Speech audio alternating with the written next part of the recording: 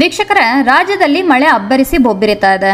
2021ರ ನಂತರ ಈ ಪರಿಯ ಮಳೆಯನ್ನ ರಾಜ್ಯ ನೋಡ್ತಾ ಇರೋದು ಈ ಬಾರಿನೇ. ಈ ಮಳೆಯ ಕಾರಣದಿಂದಾಗಿ ರಾಜ್ಯದಲ್ಲಿನ ಸಾಕಷ್ಟು ಉಳುಕು ತೊಳಕುಗಳು ಹೊರ ಬರ್ತಾ ಇವೆ. ಅದರಲ್ಲೂ ಮನುಷ್ಯ ಅಭಿವೃದ್ಧಿಯ ಹೆಸರಿನಲ್ಲಿ ಪ್ರಕೃತಿಗೆ ಮಾಡ್ತಾ ಇರೋ ದೌರ್ಜನ್ಯಕ್ಕೆ ಪ್ರಕೃತಿನೇ ಸೇಡು ತೀರಿಸ್ಕೊಳ್ತಾ ಇದೆಯೇನೋ ಅನ್ನೋ ಹಾಗೆ ಭಾಸವಾಗ್ತಾ ಇದೆ. ಆದ್ರೆ ಯಾರೋ ಮಾಡಿದ ತಪ್ಪಿಗೆ ಇನ್ಯಾರಿಗೋ ಶಿಕ್ಷೆ ಅನ್ನೋ ಹಾಗೆ ಅಮಾಯಕ ಜೀವಿಗಳು ಪ್ರಕೃತಿಯ ಸಿಟ್ಟಿಗೆ ಬಲಿ ಆಗ್ತಾ ಇವೆ.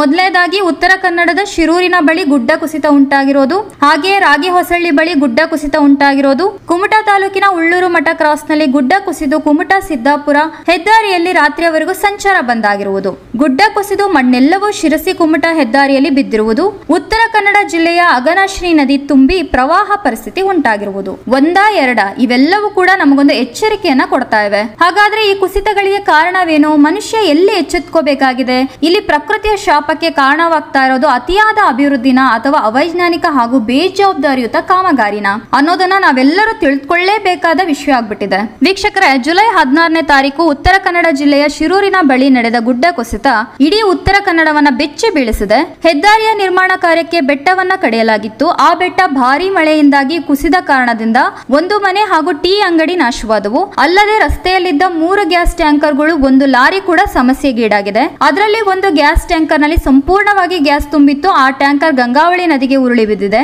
ಈಗ ಆ ಟ್ಯಾಂಕರ್ ನ ಸುರಕ್ಷಿತವಾಗಿ ದಡ ಸೇರಿಸುವ ಕೆಲಸ ಕೂಡ ಅಲ್ಲಿ ನಡೀತಾ ಇದೆ. ಈ ಘಟನೆಯಲ್ಲಿ ಒಟ್ಟು 20ಕ್ಕೂ ಹೆಚ್ಚು ಮಂದಿ ಸಾವನ್ನಪ್ಪಿರುವ ಶಂಕೆ ಕೂಡ ವ್ಯಕ್ತವಾಗಿದ್ದು ಈಗ 7 ಮೃತದೇಹಗಳು ಸಿಕ್ಕಿವೆ. ವೀಕ್ಷಕರೇ, ಈಗ ಅಲ್ಲಿ ಪರಿಹಾರ ಕಾರ್ಯಕ್ರಮಗಳು ಕೂಡ ಆರಂಭವಾಗಿದೆ. ಮತ್ತೆ ಗುಡ್ಡ ಕುಸಿತದ ಆತಂಕವೂ ಕೂಡ ವ್ಯಕ್ತವಾಗ್ತಾ ಇದೆ. ಇದು ಮಳೆಯ ಅವಾಂತರದ ಬಗ್ಗೆ ಹಾಗೂ ಅಭಿವೃದ್ಧಿ ಕಾಮಗಾರಿಗಳಿಂದ ಆಗಬಹುದಾದ ಅನಾಹುತಗಳ ಬಗ್ಗೆ ಬೆಳಕನ್ನ ಚೆಲ್ತಾ ಇದೆ. ಇಲ್ಲಿ ಗುಡ್ಡಗಳು ಸುಮ್ನೆ ಕುಸಿತಾ ಇದೆಯೋ ಇಲ್ಲವೋ, ಮನುಷ್ಯನ ಹಸ್ತಕ್ಷೇಪ ಇದಕ್ಕೆ ಕಾರಣವಾಗ್ತಾ ಇದೆಯಾ? ಈಗ ಶಿರೂರಿನ ಬಳಿಯನ್ನ ಘಟನೆಯನ್ನೇ ಗಮನಿಸಿ ನೋಡಿ. ಅಲ್ಲಿ ಒಂದು ಕಡೆ ಬೆಟ್ಟ ಇದೆ, ಇನ್ನೊಂದು ಕಡೆ ಕಣಿವೆ ಇದೆ. ಆ ಕಣಿವೆಯಲ್ಲಿ ಗಂಗಾವಳಿ ನದಿ ನೀರು ಹರಿಯುತ್ತೆ. ಹೇಳಿ ಕೇಳಿ ಇದು ಮಲೆನಾಡಿನ ಪ್ರದೇಶ. ಒಮ್ಮೆ ಜೋರಾಗಿ ಮಳೆ ಬಂದ್ರೆ ಯಾವ ಕ್ಷಣದಲ್ಲಿ ಬೇಕಾದ್ರೂ ಈ ನದಿಗಳು ತುಂಬಿ ಹರಿಯುವ ಸಾಧ್ಯತೆ ಇರುತ್ತೆ. ಹಾಗೇನೆ ಗುಡ್ಡದ ಮೇಲಿಂದ ಅಪಾರ ಪ್ರಮಾಣದ ನೀರು ಕೂಡ ಹರಿದು ಬರುತ್ತೆ. ಇಂತಹ ಕಡೆ ರಸ್ತೆಯನ್ನ ನಿರ್ಮಾಣ ಮಾಡುವಾಗ ತುಂಬಾ ಎಚ್ಚರಿಕೆಯನ್ನ ವಹಿಸಬೇಕಾದ ಅಗತ್ಯ ಇರುತ್ತೆ. ಆದ್ರೆ ಇಲ್ಲಿ ಹೆದ್ದಾರಿಯನ್ನ ನಿರ್ಮಾಣ ಮಾಡಿದವರು ಈ ಸೂಕ್ಷ್ಮ ವಿಷಯವನ್ನ ಗಮನಿಸಿಲ್ಲ ಅನ್ನೋದು ಭೂ ವಿಜ್ಞಾನಿಗಳು ಮಾಡುತ್ತಿರುವ ಆರೋಪ. ಇಲ್ಲಿ ಏನಾಗುತ್ತೆ ಅಂದ್ರೆ, ಒಂದು ಕಡೆ ಬೆಟ್ಟ, ಇನ್ನೊಂದು ಕಡೆ ನದಿ ಇರುವ ಸಂದರ್ಭದಲ್ಲಿ ಬೆಟ್ಟವನ್ನ ಕಡಿದು ರಸ್ತೆಯನ್ನ ನಿರ್ಮಾಣ ಮಾಡುವುದು ಅನಿವಾರ್ಯ. ಆದ್ರೆ ಈ ಸಂದರ್ಭದಲ್ಲಿ ಬೆಟ್ಟವನ್ನ ಕಡಿಯುವಾಗ ಒಂದಷ್ಟು ಕ್ರಮಗಳನ್ನ ಅನುಸರಿಸಬೇಕಾಗುತ್ತದೆ. ಕೇವಲ ರಸ್ತೆಯನ್ನ ನಿರ್ಮಾಣ ಮಾಡಬೇಕು ಅನ್ನೋ ಒಂದೇ ಕಾರಣಕ್ಕೆ ನೇರವಾಗಿ ಗುಡ್ಡವನ್ನ ಕಡಿದು ರೋಡ್ ಹಾಕ್ಬಿಟ್ರೆ ಮಳೆಯ ಸಂದರ್ಭದಲ್ಲಿ ಆ ಗುಡ್ಡ ಸಡಿಲವಾಗುತ್ತಾ ಹೋಗುತ್ತೆ. ಗುಡ್ಡದ ಮೇಲಿಂದ ಬರೋ ನೀರು ಭೂಮಿಯ ಆಳಕ್ಕೆ ಇಳಿದು ಹೊರಕ್ ಬರೋ ಸಂದರ್ಭದಲ್ಲಿ ಮಣ್ಣಿನ ಪದರಗಳನ್ನ ಸಡಿಲ ಮಾಡ್ಬಿಡುತ್ತೆ. ಯಾವಾಗ ಕೆಳಗಿನ ನೆಲ ಸಡಿಲವಾಗಿ ಆ ಭಾಗದಿಂದ ನೀರು ಹೊರ ಬರೋದಕ್ಕೆ ಶುರು ಮಾಡುತ್ತೋ ಆಗ ಇಡೀ ಗುಡ್ಡದ ಭಾರವನ್ನ ತಡೆಯೋಕೆ ಸಾಧ್ಯವಾಗದೆ ಕೆಳಭಾಗದ ಮಣ್ಣು ಕುಸಿಯೋದಕ್ಕೆ ಶುರುವಾಗತ್ತೆ.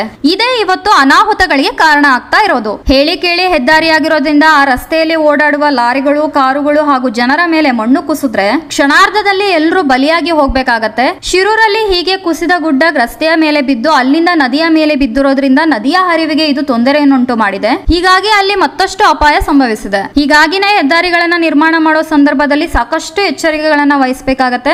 ಗುಡ್ಡಗಳನ್ನ ನೇರವಾಗಿ ಕಡಿದು ಹಾಗೆ ಬಿಡೋ ಬದಲು ಅದನ್ನು ಇಳಿಜಾರಿನ ರೀತಿಯಲ್ಲಿ ಕತ್ತರಿಸಿ ಹೆಚ್ಚು ಒತ್ತಡ ಬೀಳದ ಹಾಗೆ ಮಾಡಬೇಕು. ಇನ್ನು ಹಾಗೆ ಗುಡ್ಡಗಳನ್ನ ಕಡಿದು ನಂತರ ಆದಷ್ಟು ಶೀಘ್ರವಾಗಿ ಅದಕ್ಕೆ ಸಸ್ಯದ ಹೊದಿಕೆಯನ್ನ ಹಾಕಬೇಕು. ಪಶ್ಚಿಮ ಘಟ್ಟಗಳಲ್ಲಿ ಈ ಹುಲ್ಲುಗಾವಲು ಅನ್ನೋದು ಬೆಟ್ಟಗಳಿಗೆ ನಿಸರ್ಗವೇ ಕೊಟ್ಟಿರುವಂತ ರಕ್ಷಣೆ ಅಂತ ಕೆಲಸ ಮಾಡುತ್ತೆ. ಈ ಹುಲ್ಲಿನ ಬೇರುಗಳು ಮಣ್ಣನ್ನ ಬಿಗಿಯಾಗಿ ಹಿಡಿದುಕೊಳ್ಳುತ್ತವೆ ಮತ್ತು ಮಣ್ಣು ಕೊರೆಯದ ಹಾಗೆ ಇದು ತಡೆಯೋದು ಮಾತ್ರವಲ್ಲದೆ ನೀರು ಹಾಗೆ ಜಾರಿ ಹೋಗುವುದಕ್ಕೆ ಈ ಹುಲ್ಲು ಅವಕಾಶವನ್ನ ಕಲ್ಪಿಸಿಕೊಡುತ್ತೆ.